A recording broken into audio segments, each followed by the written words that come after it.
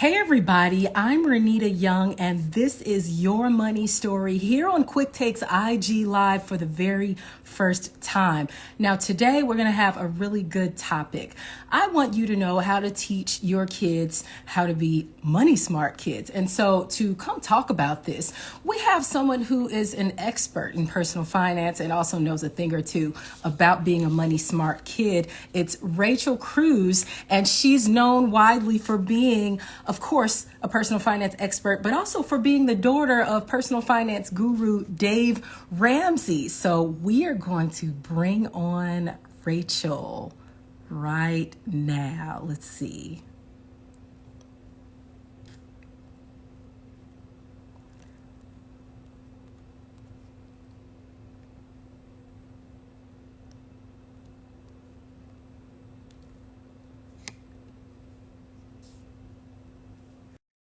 Almost here. Thank you so much for joining us. Now, just so that you know, even if you're not a parent, hi Rachel, how are you? How are you? I'm excellent. Thank you so much for joining us. Now, I was just telling folks that you can be a part of this conversation even if you're not a parent, of course. You know, a lot of people here, they want to know how to help their little cousins, or maybe they're a future parent, or maybe they have a godchild or something. So, Rachel Cruze, welcome to the show. Thank you so much for joining Your Money Story. Well, thank you. Thanks for having me. I'm so excited to be with you. Of course, of course. So we like to jump right into your money story by talking about just that, your personal money story. And obviously, you grew up in a money conscious home. And so, personal finance guru Dave Ramsey is your dad. I gotta wonder though, how was it growing up? Was it pressure, or how was it growing up in the Ramsey household? Yeah, a lot of people. Oh, are you there? I'm here, yes. I'm sorry. I'm sorry. My phone just turned off. No, So it's yeah, okay. I like that question a lot because I think people assume one thing when it was actually something else. I think Hmm. people think we had like mutual funds birthday parties and but every summer, and thankfully that was not the case. I mean, mom and dad Okay. phenomenal job of teaching us how money works, but they did it in such a way that it was in the ebb and flow of life. It was nothing that Hmm. we idolized. It was nothing we obsessed over, but they did teach us. I mean, they taught us real world application. And for that, I'm so grateful. And I think a lot of parents shy away from the conversation Hmm. because they're struggling with money. 78% of Americans are living paycheck to paycheck. And so if Yeah. you are in a place where you're stressed, you're thinking, who am I to teach my kids about money? Because, I've screwed up. Well, listen, Dave Ramsey filed for bankruptcy. And so if he Mm. Hmm. had that attitude of who am I screwed up. I can't teach my kids. Who knows where I would be? I mean, I would probably be deeply in credit card debt, a shopaholic, Wow. like all of it. And so I'm so Hmm. grateful that they engaged us in these conversations because it is so important. Schools aren't teaching this, communities aren't talking about it. So as a parent pressing in, or as a godparent or an aunt or an uncle, Hmm. pressing in and talking about it for the next generation is so crucial. Absolutely. But I have to say, I read that you hated budgeting, that, that you actually didn't like it for years. And so that's something that people might not know about you. Like, what was it that you hated about it? And then what made you like it? Well, it's everything against my personality. I'm a never, I am not great at details, kind of a free spirit. So the idea of tracking Okay. actions, living, within a plan and having to say no to myself, like all of that goes Mhm. against the grain of who I am and my personality. So I did Okay. learn, okay, I knew budgeting was important. I mean, that's what I was taught, but actually doing it and applying it to my real life, especially as an adult, oh, it was Mm. so difficult. But I learned that a budget is permission to spend. So if you're Mm. a spender out there watching, you think that a budget restricts you, or a budget you have to say no all the time. And that's not the case. Actually, a budget gives you permission to spend and say yes to things you want. You're just doing it in a more intentional way. Right. That's what folks in the personal finance space say, that it's guardrails. And by It's being in the guardrails, they say that you can roam free within those guardrails. And so, like, I understand why you hated it so much, but when did you actually make that shift? I mean, was it attending a financial peace university course, or was it sitting in the living room? What made you make the shift to adulting? yeah. And so that people can understand how you made the transition. Well, it was actually about 6 to 7 months after I got married. my husband was the one that was like, hey, we need to sit down and figure out where our money's going. And oh, you're one of the, oh, I knew I should be doing it again, but we didn't put it into action. And so that was the moment where we sat down at our kitchen table in our condo and out a sheet of paper and like old school budgeted. Like we went line by line and said, okay, and I'll tell you, the first month was a disaster. I think we like $75 for food or something. And I blew it like in the first grocery run of a yikes. And so it took about 3 months to really get it right. And that's what I encourage people is it takes about 90 days. I mean, you have to live life, but for about 3 months with your budget, because things are going to come up that you totally forgot about. You know, unexpected expenses. You're going to think again, one thing that you spend money on, but it's actually the opposite. I mean, all of it. So take about 90 days. Don't give up, push through. Okay. Fair enough. Fair enough. I could say that it took about 90 days with me too, when I was learning how to do my own budget years ago. But so you talked a little bit about the shame that's attached to parents when they try to teach kids about money. They sometimes don't feel equipped. Maybe you're that older brother or sister, you don't feel equipped. You get that. Tell me again, or more clearly, directly to these folks, what would you say to them who feel ill-equipped to teach their kids about money or the kids in their life? Well, if you're over the age of 3 years old and you're watching this, you've made a mistake with money. So nobody is perfect. I make mistakes. You make mistakes, right? Like everyone makes mistakes. You're not going to have this perfection. And I think people are like, oh, I want to get to the point where I'm perfect at it. It's never going to happen. And then I would say number 2, if you're not the one to step in their lives and teach them and talk to them about the subject, who is? And I understand the shame, the embarrassment, the regrets that comes with money, because money is the one part of our lives that a number is attached to it. Like I can say, oh, I'm a great mom, and there's a number to that. Or I'm a great wife, and there's a number. And money, there's a number. Like your net worth, sadly, it is a number. And what happens is our net worth has become our self-worth. That happens, that's when the shame and the baggage really takes over, because you're thinking, oh, why didn't I start investing earlier? Man, I made a mistake and got this degree and I shouldn't have, like, got student loan. Forget all that. Forget all that. Work on yourself and your money journey, but press into the next generation. So those kids that are in your life from 5 and beyond, talk about this subject and show them how money works. Absolutely. And we're going to dig into that in a moment. But the reality of all this is, Rachel, you know, you said this, and I think it was very spot on. More is caught than taught. You know, kids learn more by what you do than what you tell them what to do. And so before parents even think about teaching their kids about money, they maybe should take a hard look at themselves before they do that. And so how can parents, godparents, you know, all these folks begin to take that look at themselves in order to be able to teach the kid about money? Yeah, that's a great point. I mean, it is true. Your kids are watching you. They know what's.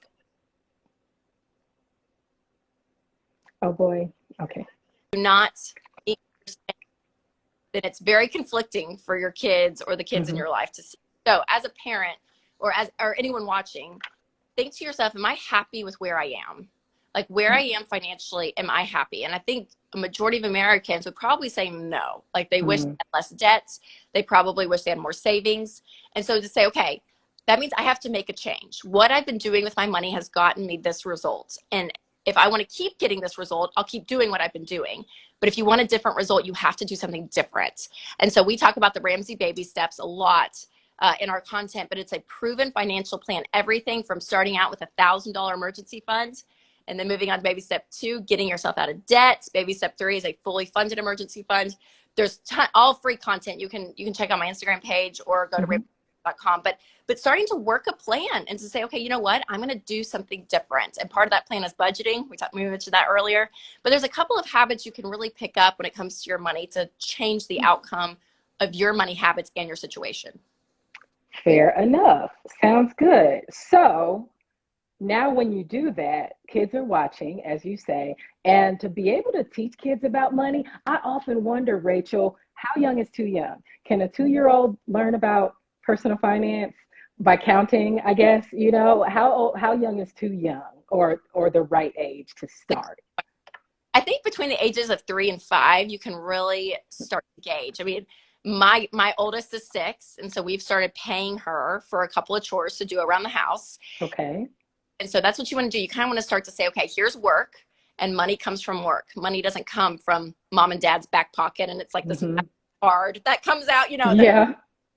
it comes from working. And so have a couple of things around the house that they do and you pay them. And when they're really little, 3 to 5, pay them instantly. Show them, hey, you did this, I'm going to give you $1, or I'm going to give you 50, Mm. whatever money amount you want. And then as they get older, you can start to really break that out where you pay them once a week and you make them divide up their money into 3 categories: give, save, and spend. You want all 3. And then when they move into being teenagers, you can get them their own checking account, a student checking account, and they can start to learn how to interact with the bank. They can get a part-time job. I mean, all of that. But man, they pick it up. And some kids will be more motivated than others, depending on their personality. Yeah. My 3-year-old, she put her shoes away, honestly, last week. And she goes, Mom, do I get $1? And I was like, Oh, wow. no, you have to put your You're shoes supposed to do that. there's things that you do part of the family, but there's other things that will pay you on. And so it's just this great association. But they cleaned up, the driveway the other day with their toys, because I told them I'll give you each $1 if you clean up all the chalk and all the toys. And they did it. And so I'm starting to kind of make that association, which is fun as a mom. That's good. And so 2 things I want to point out there. You noted that at different ages, obviously, teaching children about money is going to look very different, especially when you get of age to get a job, a tax-abiding job that would allow you to also go through that whole process too, having to do your income tax return. But also, you talked about how you pay the child for what they do, not for what they don't do. And then, so you talk about also putting a child on commission for household work versus an allowance. Tell me what you mean. What's the difference? And then, why it's important. Yes. So instead of just handing your kids money, you attach it to work. So you have a list of chores that they do. And if they work, they get paid. And if they don't work, they don't get paid. And it's this really simple concept. And what's funny is you stretch that out over the next 10, 15, 20 years of their lives. And that's us, right? If I don't go to work, I don't get paid, so you're learning that so early. So yes, commission versus allowance. Okay. And you said those 3 categories: give, save, and spend. First, tell us what teaching a child how to give first does for them, and what does it possibly do about how they relate to money?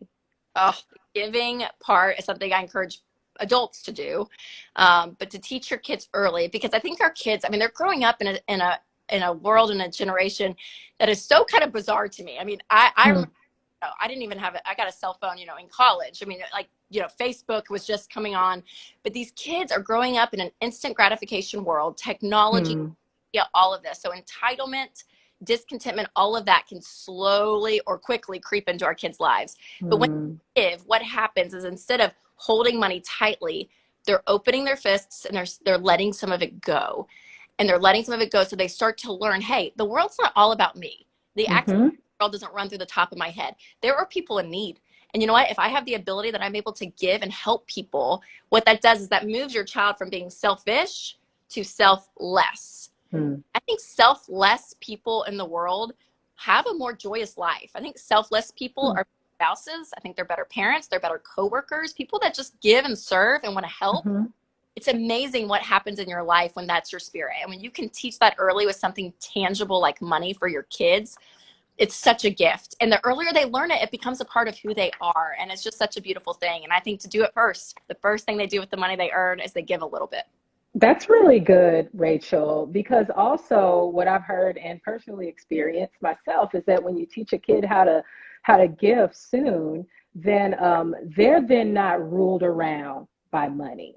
Then they understand the concept of you tell your money where to go. Like, I mean, you guys say you tell your dollar where to go. You tell every dollar where to go. It makes sense perfectly. But I do have a quick question.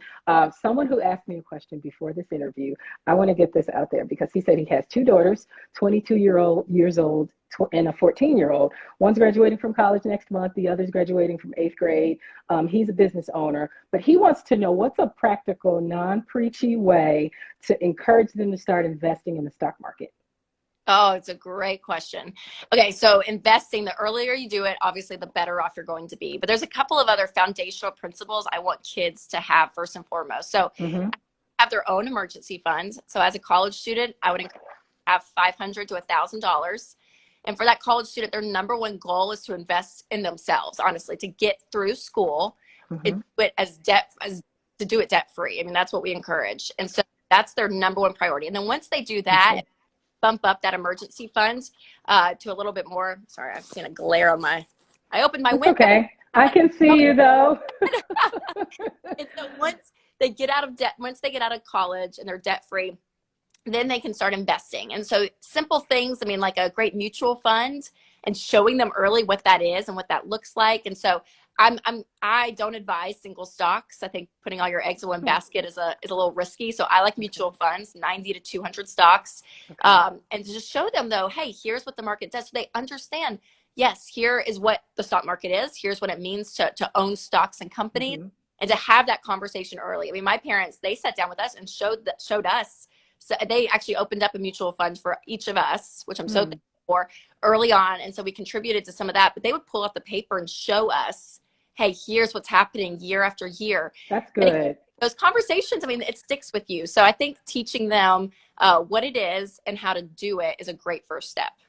That's good. Why don't we take some more questions from people? There are a lot. Okay. Somebody says, I'm a stay-at-home mom and my husband is in sales. We're doing the baby steps and are working on our budget. What can I do as a stay-at-home mom to it cut off? But I'm possibly thinking that she might be asking, what can I do to make a little bit more cash? And Yeah. if she's not, then hey, somebody wants to know that. So what can she do as a stay-at-home mom? Well, number one, stay-at-home moms, you're kind of the household CFO. I mean, usually one that's buying the groceries, you're the one making most of the purchases, you're probably paying the bills, you're Mm-hmm. a lot of the bulk. So you have a position to actually save a lot of money. I mean, even taking a grocery bill and cutting it, by a fourth saves a chunk of money. So even in your everyday purchases, it's not that you have to bring in extra income, but looking around, say, okay, how can I cut expenses is a powerful. Mm-hmm. Number two, what can you sell? You're in the house day in and day out. You know the things that you don't use. Put it on Facebook Marketplace, put it on Craigslist, like start to sell some stuff and earn money that way. Mm-hmm. And then there's some great options. I mean, the internet has given us an amazing way to make money. I mean, everything from tutoring. A lot in the education space right now, people are paying big bucks because of COVID and everything. Uh, Mm-hmm. Teaching English to foreign exchange students. There's so many companies out there doing that. I mean, there's things you can do from your computer as a mom, maybe during nap time to earn some extra money. But if you don't have the bandwidth to do that, there's some places, again, you can find in your household to cut Mm-hmm. expenses that will save money in the long run. Practically, how do you cut? Let's talk about the grocery store. Is it in maybe not getting expensive brands? Maybe, how are you cutting at the grocery store? Yeah, I think that's one thing for sure. Just buying generic brands, I mean, versus name brands. Actually having a list. This sounds really old school, but it's true. If you go in and you're just going down the aisles and you're just throwing stuff in, you're going to spend so much more money. Go in with a plan Mm-hmm. list and stick to it. And meal plan. We do this every Sunday night. I look at the week and I say, okay, what nights are we cooking? What nights do we have things? What's going on? And the nights that we are home, I'm very intentional with what we're going to have for dinner, because that's going to determine what I buy at the grocery store. And that's, Mm-hmm.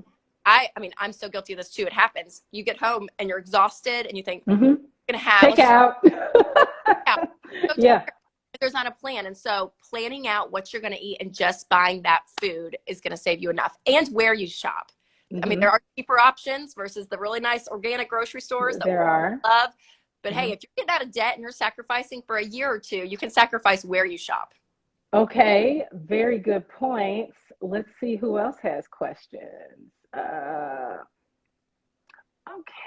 Okay, asking quite a few. A lot of people had comments and more comments. Let me go further down the road to see if we Right. have. Lives are fun because you're like, Oh, somebody made a good point. Roxy Foxy 001 said, make a list and then make sure you eat before you go grocery shopping, because that you too. will you will buy your appetite That's right. instead.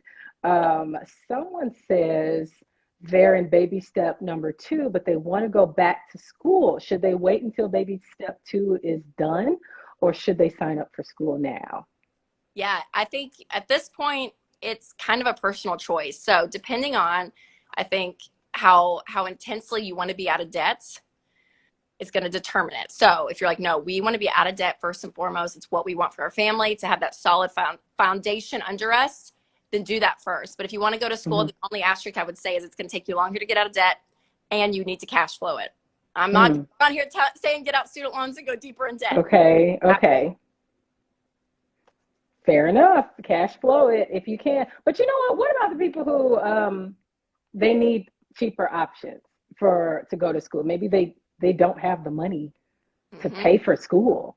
What do you tell to those folks? Is it, community college? Is it a trade? But what if they really do desire to be an accountant Yeah. and they have to go to school to be an accountant? So what kind of advice would you give them? Yes, great question. Well, when it comes to schools, I think school choice number one is where you're going to save the most money. So Hmm. some people go, they go out of state, they step over a state line, pay 3 times as much for the same state school. I'm here in Tennessee. So the University of Tennessee is great. That's where I went to school. And I can't believe I'm going to say it, but I'm going to say it. The University of Alabama, it's basically the Okay. school, right? But line, much better football team. But you step over the state Oh, I have some friends who would beg to differ, line, but it's all Alabama. right. It's all right. Oh, I have friends in Louisiana who would beg to differ. uh, that's fair. That's fair. But I you know, used to live in Baton Rouge, so yeah. your state schools are going to be the degree you get out of a state school, an employer is not going to gasp at the fact you went to the University of Iowa or the Hmm. University of Arizona. I mean, it is the same school. So Okay. instead of going to a private college, go to an in-state school, or what you said earlier, a community college. Go the first 2 years and get your prereqs, and then transfer to a big state school and get Hmm. your degree from there. I mean, there are ways to do this. And then master programs, all these other places, there are ways to get scholarships. There's ways to work for the university where they pay. There's Hmm. ways to work for companies that will actually help pay your tuition.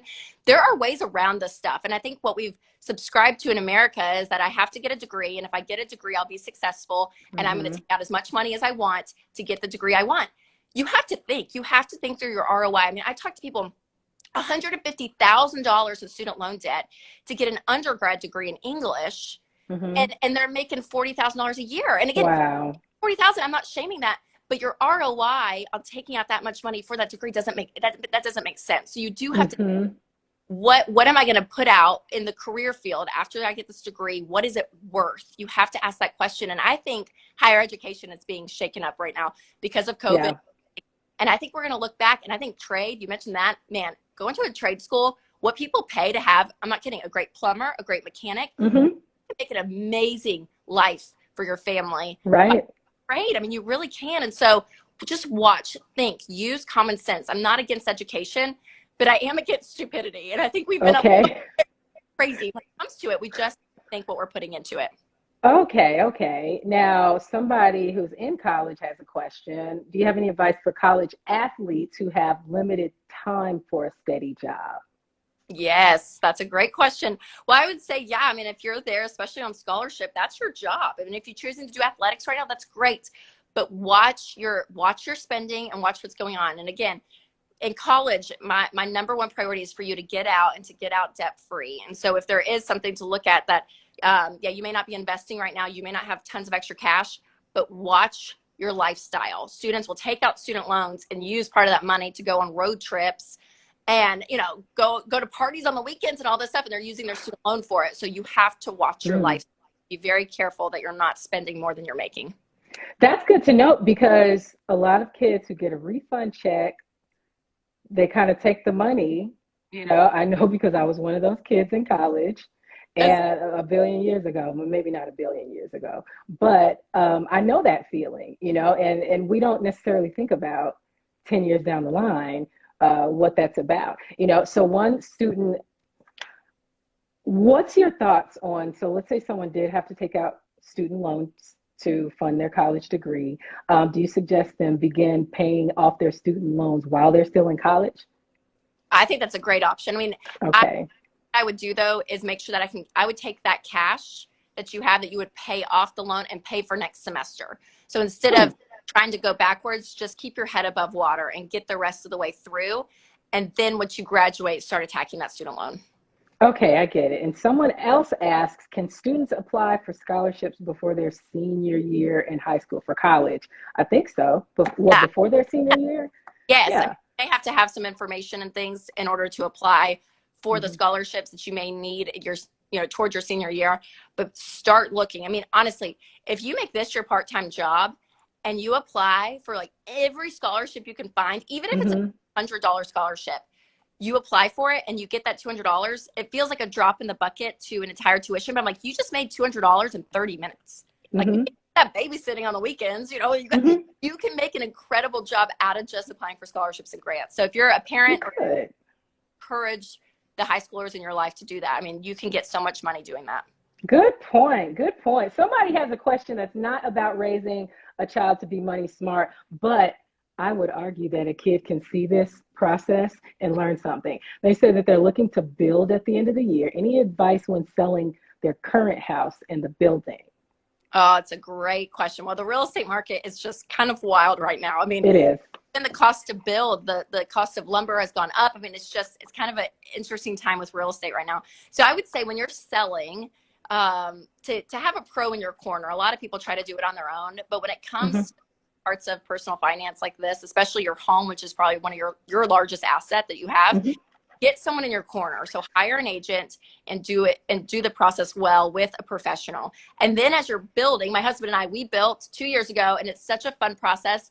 But the builder creep can happen. You can start to say, oh yeah, I'll upgrade that hardware in the kitchen and get that going. Oh, the builder creep. Okay. You look and you think, how did we get this far down the line? Yeah. I didn't. We were very aware, but I've had many people in my life that this has happened to. So when you're building, you're going to get very excited. You're going to get very emotional because it's your home. You're thinking, this is our house and our home. We're building it. It's going to have our mark on it. Right. That's right. But be smart. Have a budget and stick to it. Sounds good. And I know that you have to hop off soon. So I think I want to make this our last question. And thank you, everybody who's been asking questions. Yes. This is fun.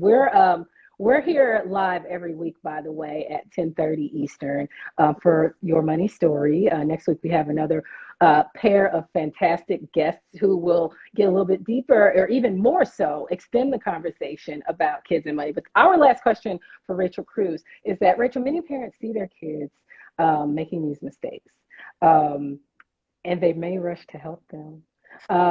Is this okay? Or what do you do when you see your kid making a money mistake, whatever age they are? I think for sure at the beginning, let it happen. Because make the even your baby, even your 3, 4, 5-year-old. I know. Even your little cousin who you adore. Yeah, let it happen. Let it happen, and let them kind of the natural consequences of either regretting the purchase or the toy that they bought breaks because you knew it was a cheap toy, and you're thinking, I wouldn't put my money towards that. Let it happen and have a conversation around it.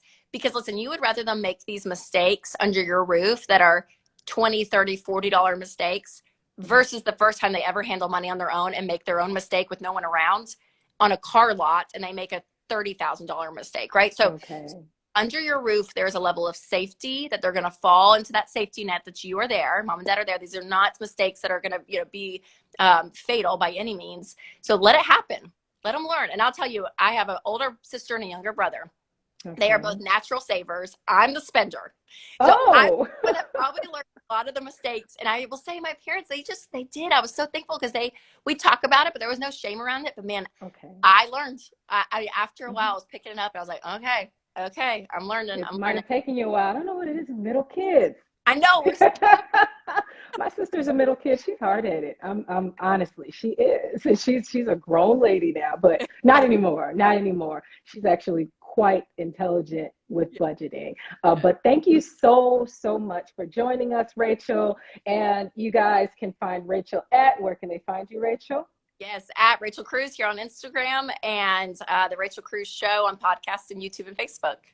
All right. Thank you so much. And everyone, this has been Your Money Story. I'm Renita Young from the Bloomberg Quick Take Studios in New York City. Make sure you have a great day and join us next week where we'll continue the conversation of teaching kids how to be money smart.